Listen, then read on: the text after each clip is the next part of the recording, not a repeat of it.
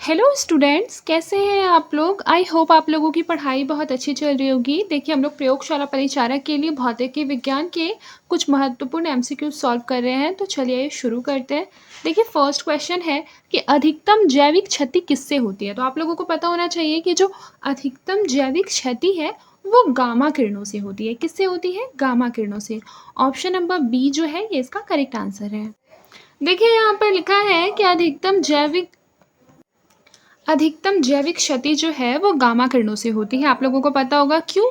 क्योंकि आवृत्ति के सबसे ज़्यादा होने के कारण इसकी जो ऊर्जा है वो समस्त विकिरण में सबसे ज़्यादा होती है। किस वजह से? क्योंकि इसकी आवृत्ति सबसे ज़्यादा है। मान लीजिए क्वेश्चन में ये रहेगा कि निम्नलिखित में से किस किरण की जो आवृत्ति है वो सबसे ज़्यादा है, तो याद रखिएगा गामा किरणों की। फिर गामा किरणें जो है वो शरीर से उत्परिवर्तन यानी म्यूटेशन करते हुए कैंसर और ट्यूमर जैसे रोगों को जन्म देती है, परंतु इसका प्रयोग करते हुए स्वयं कैंसर की चिकित्सा की जाती है तथा फसल के सुधार के लिए अपरिवर्तित बीजों का भी निर्माण किया जाता है। आगे देखिए, निम्नलिखित में से किस विकिरण में सबसे कम तरंग दैर्ध्य होता है। इसका करेक्ट आंसर हो जाएगा गामा किरणों का। याद रखिएगा कि तरंग दैर्ध्य और आवृत्ति एक दूसरे के व्युत्क्रमानुपाती होती है, यानी कि अगर जो गामा किरणें हैं उसकी मैंने बताया कि आवृत्ति जो है वो ज़्यादा होती है। आवृत्ति जब ज़्यादा होगी तो ये क्या है? तरंग दैर्ध्य के व्युत्क्रमानुपाती है, यानी कि तरंग दैर्ध्य जो है ये इसका सबसे कम होता है गामा किरणों का। इस बात को आपको याद रखना है। मान लीजिए क्वेश्चन ये आता है कि सबसे ज़्यादा भेदन क्षमता किसकी होती है, कौन सी किरण की, तो उसमें भी क्या हो जाएगा? गामा किरणें हो जाएगा। याद रखिएगा, गामा किरणों की आवृत्ति ज़्यादा होने से एनर्जी लेवल बहुत ज़्यादा होता है। ठीक है, एनर्जी लेवल हाई होने की वजह से क्या हो जाता है? उसकी जो भेदन क्षमता है वो सबसे ज़्यादा होती है। दैट इज़ वाई कैंसर में जनरली ट्यूमर को ठीक करने के लिए गामा किरणों से उसे गुजारा जाता है। ठीक है, फिर देखिए क्या लिखा है। नेक्स्ट क्वेश्चन है कि कैमरा में प्रतिबिंब की जो तीक्ष्णता होती है वो निम्न में से कौन फिक्स करता है? द्वारक, लेंस की फोकस दूरी, उद्भाषण का समय या फिर कैमरे का आकार। तो याद रखिएगा, द्वारक जो होता है बेसिकली जिसे अपर्चर भी बोलते हैं, उसके आकार पर निर्भर करता है कि कैमरे में प्रतिबिंब की जो तीक्ष्णता है वो कितनी तीक्ष्ण होगी। तीक्ष्णता का मतलब याद रखिएगा शार्पनेस होता है। आगे देखिए लिखा है, प्रकाश स्तंभ में अत्यधिक तेज प्रकाश किस प्रयोजन से होता है। बताइए, किस प्रयोजन से अत्यधिक तेज प्रकाश होता है प्रकाश स्तंभ में? ऑप्शन नंबर ए, भीड़ वाले महानगरों में रात में यातायात जाम होने पर मार्गदर्शन करना और जाम को हटाना, ये गलत है। फिर धार्मिक स्थानों में रात में एकत्र भीड़ का मार्गदर्शन करना और उनकी सहायता करना, ये भी गलत है। फिर रात में आने वाले युद्धपोतों को बंदरगाह का स्थान बताना, ये भी गलत है। तो करेक्ट कौन सा हो जाएगा? समुद्र में विभिन्न दिशाओं से आ रहे जहाज़ों का मार्गदर्शन करना और उन्हें क्या करना? चेतावनी देना। ऑप्शन नंबर डी जो हो जाएगा ये इसका करेक्ट आंसर होगा। फिर देखिए, वस्तुनिष्ठ प्रकार की परीक्षा के लिए निम्न में से कौन सा अधिक उपयुक्त है। बताइए, कौन सा अधिक उपयुक्त है? Optical mark reading and recognition. Option number A जो है ये इसका करेक्ट आंसर है। आगे देखिए, मोटर कारों में हेडलाइट की चौंध को हटाने के लिए पोलराइज्ड प्रयुक्त किए जाता है। इस बात को याद रखिएगा। अब देखिए, यहाँ पर कुछ जो है वो इम्पॉर्टेंट फैक्ट लिखे हुए हैं वन लाइनर फॉर्म में। इसको भी एक बार पढ़ लेते हैं। लिखा है, ध्वनि तरंगों की गूंज के लिए कौन सा कारण जिम्मेदार होता है? तो याद रखिएगा, परावर्तन।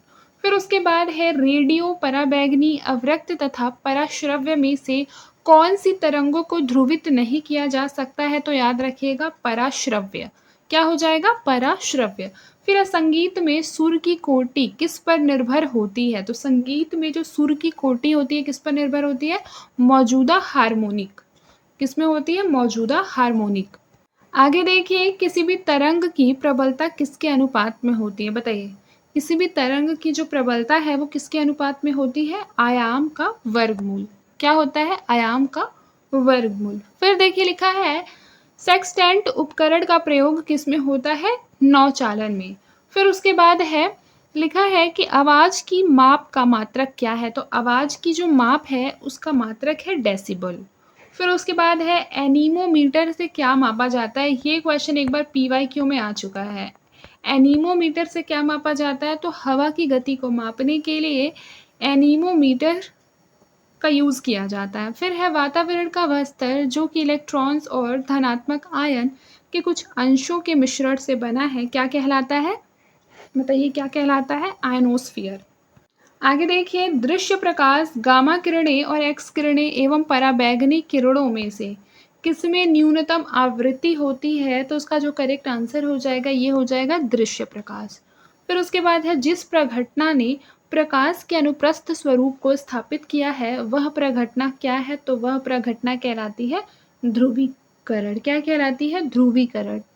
फिर उसके बाद देखिए, यदि कोई बम चंद्रमा पर विस्फोटित होता है तो पृथ्वी पर उसकी आवाज़ कितनी देर बाद सुनाई देगी? इसका करेक्ट आंसर हो जाएगा, आप विस्फोट की ध्वनि को नहीं सुन सकते हैं।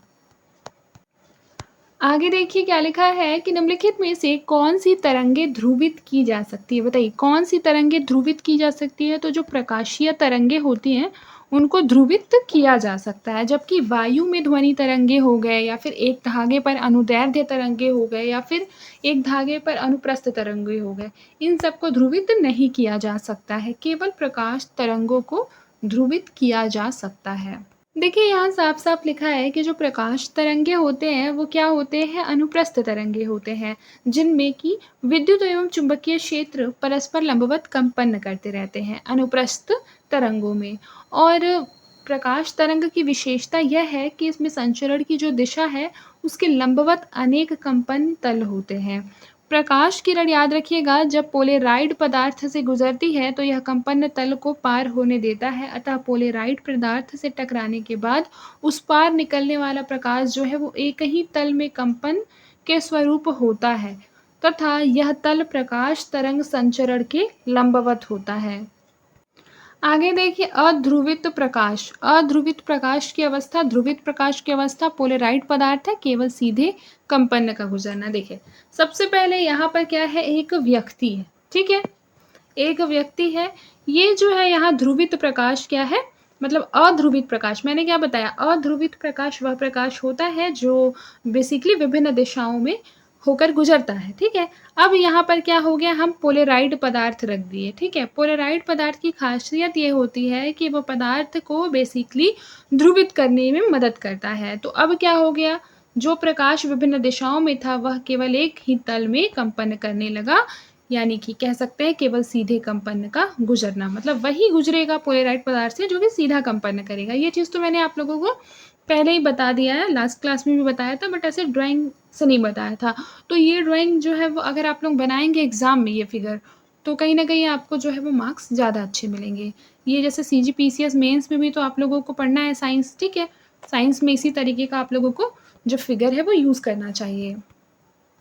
आगे देखिए, जब किसी तालाब के शांत जल में पत्थर फेंका जाए तो तालाब में जल के पृष्ठ पर उठने वाली लहरें कैसी होती है? तो अनुदैर्ध्य और अनुप्रस्थ दोनों होती है। ऑप्शन नंबर सी इसका करेक्ट आंसर है। आगे देखिए क्या लिखा हुआ है कि आर्द्र वायु में ध्वनि का जो वेग है वो शुष्क वायु की तुलना में अधिक होता है। क्यों अधिक होता है? क्योंकि आर्द्र वायु में शुष्क वायु की तुलना में जो दाब है वो क्या होता है, कम होता है। सॉरी, ये दाब नहीं, घनत्व कम होता है। क्या कम होता है? घनत्व कम होता है, इस बात को याद रखिएगा। ऑप्शन नंबर बी जो है वो इसका करेक्ट आंसर है। फिर देखिए सेकेंडो का जो लोलक है वह लोलक है जिसकी समय अवधि कितनी होती है, 2 सेकेंड। कितनी होती है? 2 सेकेंड। जिसका जो आवर्त काल है वो क्या होता है, 2 सेकेंड होता है। आगे देखिए, सेकंड के पेंडुलम की काल अवधि कितनी होती है? मैंने इसको जस्ट ही बताया है, 2 सेकेंड होती है, बट आप लोगों को याद रखना है, क्योंकि मान लीजिए आप लोगों को अगर याद नहीं रहेगा तो 2 मिनट अगर ऑप्शन में रहेगा तो आप लोग कन्फ्यूज़ हो जाएंगे। आगे देखिए लिखा है, किसी पिंड की उस गति को क्या कहते हैं जिसकी कुछ समय के अंतराल के बाद पुनरावृत्ति होती रहती है, उसे कहते हैं आवधिक गति। क्या कहते हैं? पीरियोडिक मोशन कहते हैं। यानी कि ऐसी कोई भी पिंड जिसकी गति कुछ समय के बाद क्या हो जाती है, पुनरावृत्ति होती है, आवधिक गति कहलाती है। आप लोगों ने पेंडुलम देखा है? वो जो पेंडुलम का घंटा होता है वो उसका समय फिक्स होता है, वो पहले इधर जाएगा फिर इधर जाएगा फिर इधर जाएगा फिर इधर जाएगा। हम इसको कह सकते हैं कि ये क्या है, पीरियोडिक मोशन है, यानी कि आवधिक गति है। आगे देखिए, पराबैंगनी किरणों में ऊर्जा किसकी अपेक्षा अधिक होती है? तो याद रखना है कि पराबैंगनी किरणों में ऊर्जा जो है वो अवरक्त किरणों की अपेक्षा क्या होती है, अधिक होती है। देखिए यहाँ पर पूरा माजरा समझते हैं क्या है। देखिए अवरक्त किरणों की तुलना में पराबैंगनी किरणों में ऊर्जा अधिक होती है, जबकि एक्स एवं गामा किरणों की अपेक्षा अवरक्त किरणों की जो ऊर्जा है वो क्या होती है, कम होती है। मतलब पराबैंगनी किरणों में जो ऊर्जा है वो क्या होती है, एक्स और गामा किरणों की अपेक्षा कम होती है। किसी भी विद्युत चुंबकीय विकिरण से संबंधित ऊर्जा उसकी आवृत्ति के समानुपाती होती है, यानी ऊर्जा अगर ज़्यादा होगी तो आवृत्ति भी ज़्यादा होगी, ऊर्जा कम होगी तो आवृत्ति भी कम होगी। इस बात को आप लोगों को याद रखना है। आगे देखिए, किसी भी विद्युत चुंबकीय क्षेत्र में हाइड्रोजन परमाणु की लाइमैन श्रेणी आती है पराबैंगनी, ऑप्शन नंबर बी। फिर देखिए जल उपचार में पराबैंगनी किरणों का प्रयोग किस रूप में किया जाता है, बताइए किस रूप में किया जा सकता है, रोगाणु नाशक के रूप में किया जा सकता है। ऑप्शन नंबर बी जो हो जाएगा ये इसका करेक्ट आंसर हो जाएगा, रोगाणु नाशक। फिर आगे देखिए एक्स किरणों के तरंगदैर्ध्य को मापने के लिए कौन से उपकरण का प्रयोग किया जाता है, इसका करेक्ट आंसर हो जाएगा ब्रैग स्पेक्ट्रोमापी। क्या हो जाएगा, ब्रैग स्पेक्ट्रोमापी। आगे देखिए ब्रिटिश भौतिकविद सर विलियम हेनरी ब्रैग और उनके पुत्र विलियम लॉरेंस ब्रैग ने एक्स किरणों की तरंगदैर्ध्य मापने के लिए एक्सरे स्पेक्ट्रोमापी यानी स्पेक्ट्रोमीटर का निर्माण किया था। इस बात को याद रखना है। रडार का प्रयोग किस लिए किया जाता है, तो जो रडार है उसका प्रयोग किया जाता है दूरस्थ वस्तुओं की पहचान करना एवं उनका पता लगाना। ऑप्शन नंबर सी जो है ये इसका करेक्ट आंसर है। आगे देखिए खतरे के सिग्नल क्या होते हैं, लाल होते हैं, हम सबको पता है, जबकि आंख पीले के प्रति अधिक संवेदी होते हैं, क्योंकि लाल प्रकाश का जो तरंगदैर्ध्य होता है वो पीले प्रकाश से क्या होता है, अधिक होता है। इसी वजह से क्या होता है, लाल जो है वो खतरे की घंटी होती है। देखिए आप लोगों को पता है कि तरंगदैर्ध्य अगर ज़्यादा होगा, ठीक है, यानी कि जो लाल प्रकाश है वो काफ़ी दूर से भी देखा जा सकता है। तरंगदैर्ध्य ज़्यादा होने का क्या मतलब होता है कि वो दूर से भी देखा जा सकता है। आगे देखिए दूरदर्शन चैनल की विशिष्टता क्या है, तो दूरदर्शन चैनल की विशिष्टता है प्रेषित संकेत की आवृत्ति, ऑप्शन नंबर ए। आगे देखिए हर्ट्ज क्या मापने की यूनिट है, तो हर्ट्ज जो है वो तरंगों की आवृत्ति मापती है। क्या मापती है, आवृत्ति मापती है। और आवृत्ति किसे कहते हैं, तो किसी भी तरंग के द्वारा 1 सेकंड में जितने भी वाइब्रेशंस होते हैं उनको बोलते हैं तरंग की आवृत्ति। क्या बोलते हैं, तरंग की आवृत्ति। याद रखिएगा कि जो तरंग की आवृत्ति होती है उसका ऐसा यूनिट होता है कंपन प्रति सेकंड, जिसे कि हर्ट्ज कहते हैं। यानी आवृत्ति की यूनिट क्या है, आवृत्ति की यूनिट है हर्ट्ज। आगे देखिए ध्वनि ऊर्जा का विद्युत ऊर्जा में परिवर्तन किया जाता है, बताइए ध्वनि ऊर्जा का विद्युत ऊर्जा में परिवर्तन किया जाता है माइक्रोफोन के द्वारा। किसके द्वारा, माइक्रोफोन के द्वारा। ऑप्शन नंबर ए इसका करेक्ट आंसर होगा, माइक्रोफोन। देखिए यहाँ पर क्या लिखा है, माइक्रोफोन की सहायता से ध्वनि ऊर्जा को विद्युत ऊर्जा में परिवर्तित किया जाता है। माइक्रोफोन विद्युत चुंबकीय प्रेरण के सिद्धांत पर आधारित है। इसकी सहायता से ध्वनि को एक स्थान से दूसरे स्थान पर प्रेषित किया जाता है। फिर देखिए बोलोमीटर का प्रयोग किसे मापने के लिए किया जाता है, तो बोलोमीटर का जो यूज़ है वो तापमान को मापने के लिए, टेम्परेचर को मापने के लिए किया जाता है। इस बात को आप लोगों को याद रखना है। किसी भी आवृत्ति के विद्युत चुंबकीय विकिरण की ऊर्जा की मात्रा की माप करने हेतु बोलोमीटर नामक उपकरण का यूज़ किया जाता है। याद रखिएगा इस बात को। फिर देखिए सूर्य की किरणें किस प्रक्रिया के द्वारा पृथ्वी पर पहुंचती है, तो आप लोगों को याद होगा मैंने पढ़ाया भी था कि विकिरण क्या होता है, चालन क्या होता है, संवहन क्या होता है और विसरण क्या होता है। अगर आप लोगों ने नहीं पढ़ा है तो आप लोग पिछली क्लासेस को जाकर देख सकते हैं। तो इसका करेक्ट आंसर क्या हो जाएगा, इसका हो जाएगा विकिरण, ऑप्शन नंबर ए। फिर देखिए एक्सरे की खोज किसने की थी, तो एक्सरे की खोज किसने की थी बताइए, रोंटजन ने। किसने की थी, रोंटजन ने। इस बात को याद रखिएगा। देखिए यहाँ क्या लिखा है, एक्सरे एक प्रकार का विद्युत चुंबकीय विकिरण है जिसकी तरंगदैर्ध्य 0.01 से लेकर 10 नैनोमीटर की रेंज तक होती है और इसे रोंटजन विकिरण भी कहते हैं। याद रखिएगा एक्सरे किरण को क्या कहते हैं, रोंटजन किरण भी कहते हैं। आगे देखिए, न्यूनतम पारगम्य शक्ति किरण कौन सी है? बताइए, न्यूनतम पारगम्य शक्ति किरण कौन सी है? तो उसका करेक्ट आंसर हो जाएगा क्या? अल्फा किरण। क्या हो जाएगा? अल्फा किरण। ऑप्शन नंबर डी जो हो जाएगा ये इसका करेक्ट आंसर होगा।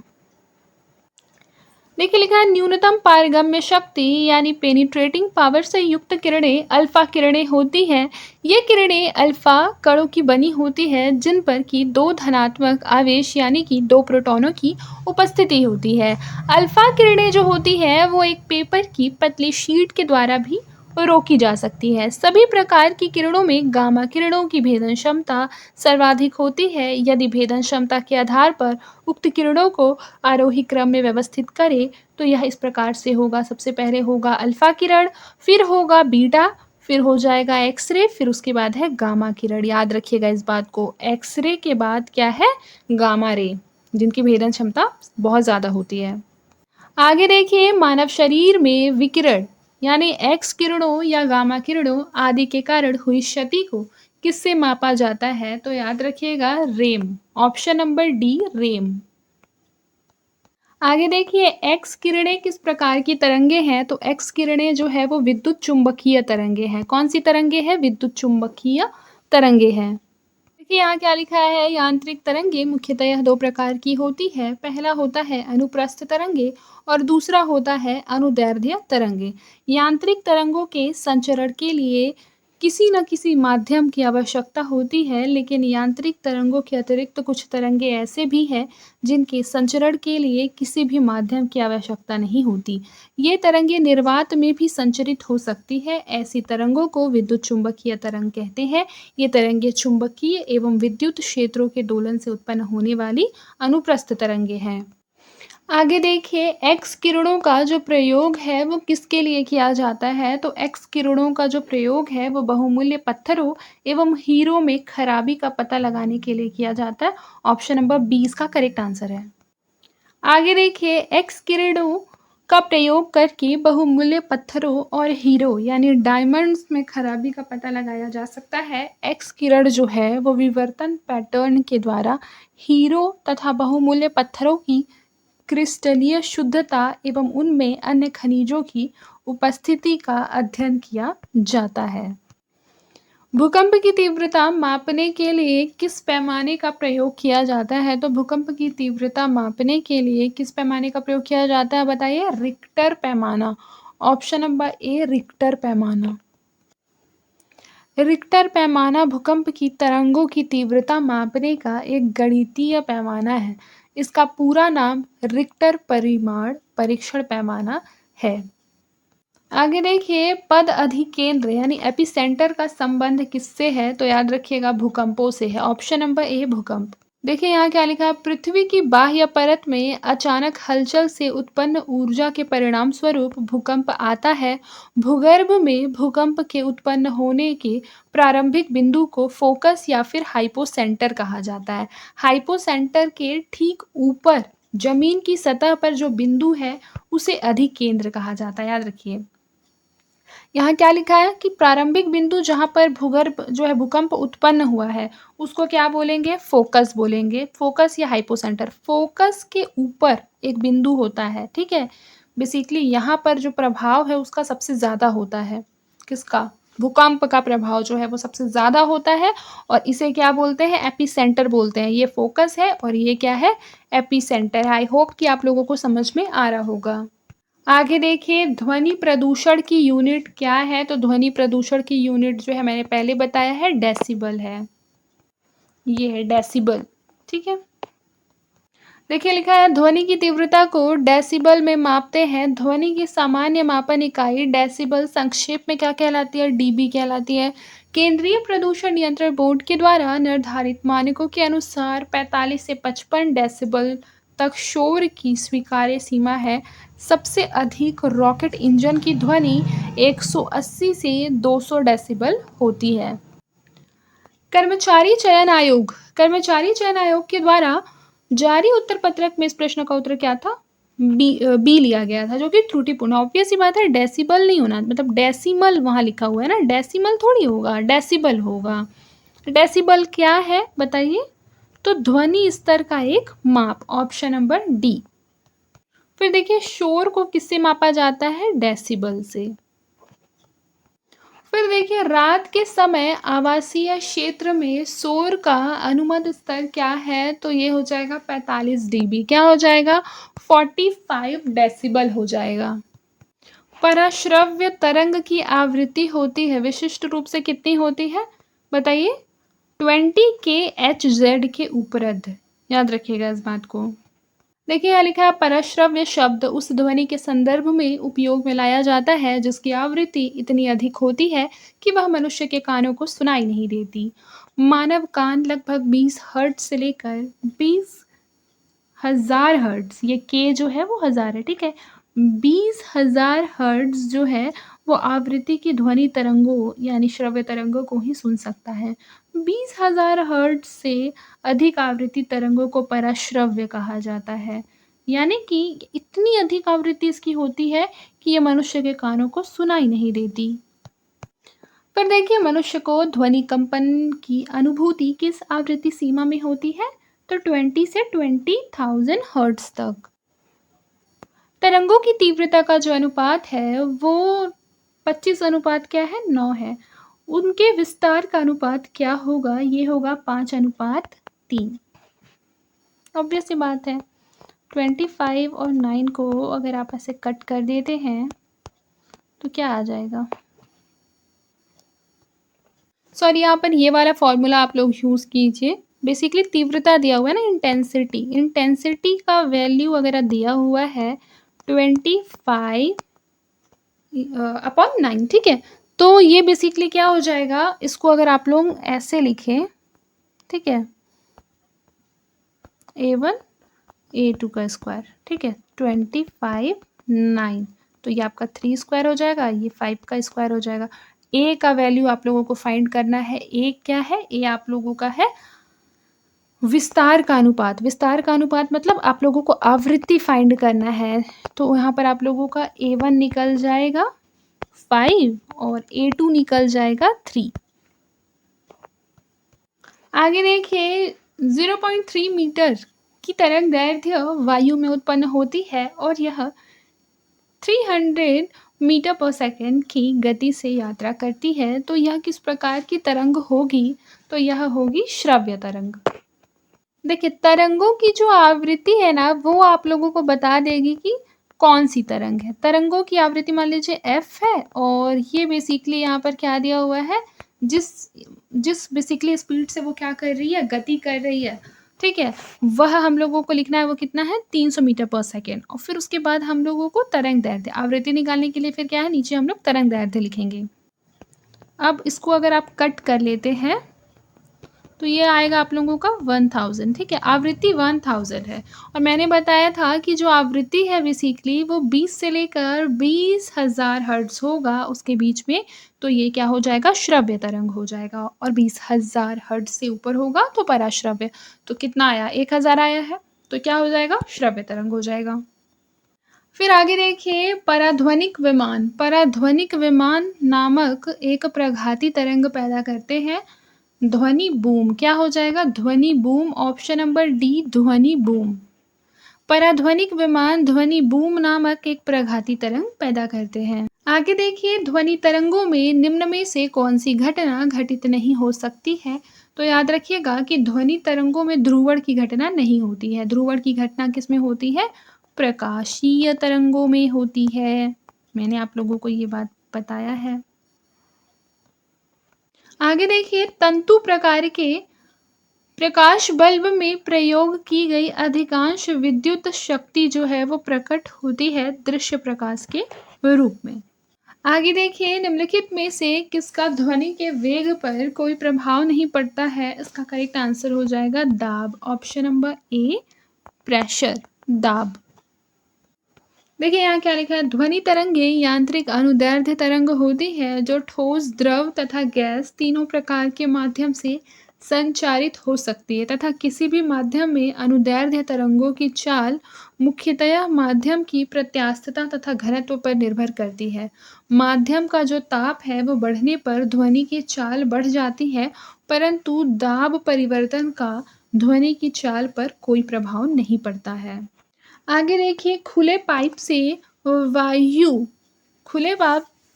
से वायु धूमन किसका उदाहरण है? तो याद रखिएगा, वायु धूमन किसका उदाहरण है? बताइए किसका उदाहरण है? समदाबी प्रक्रिया का। देखिए क्या लिखा है, खुले पाइप से वायु धमन में समदाबी प्रक्रिया का पालन होता है क्योंकि पाइप के सिरे खुले होने के कारण पाइप की वायु सीधे वायुमंडल के संपर्क में होती है, अतः पाइप में दोनों ओर दाब जो है वो वायुमंडलीय दाब के इक्वल होता है। आगे देखिए, ध्वनि नहीं गुजर सकती। बताइए, ध्वनि नहीं गुजर सकती। ध्वनि नहीं गुजरती है निर्वात से। किससे नहीं गुजरती है? निर्वात से। आगे देखिए, ध्वनि एक प्रकार की यांत्रिक अनुदैर्ध्य तरंग है जिसकी उत्पत्ति कंपायमान वस्तुओं से होती है। निर्वात में ध्वनि का प्रसारण नहीं होता है। ध्वनि के संचरण के लिए किसी न किसी माध्यम की आवश्यकता होती है, जैसे ठोस, द्रव और गैस। आगे देखिए, निम्न द्रव्यों में से ध्वनि सबसे तेज यात्रा करती है। ध्वनि सबसे तेज यात्रा करती है स्टील में। किस में करती है? स्टील में। एक बात बताइए, स्टील की जगह लोहा होता तो आप लोग क्या लिखते हैं? ऑब्वियस सी बात है, लोहा लिखते हैं। आप लोगों को पता होना चाहिए कि जो ध्वनि की गति है वो द्रव और गैस माध्यम की अपेक्षा ठोस में सबसे ज़्यादा होती है। इतना आप लोगों को याद रखना है। आज के लिए बस इतना ही। मिलते हैं नेक्स्ट क्लास में। तब तक के लिए अपना ख्याल रखें और मन लगाकर पढ़ाई करते रहें।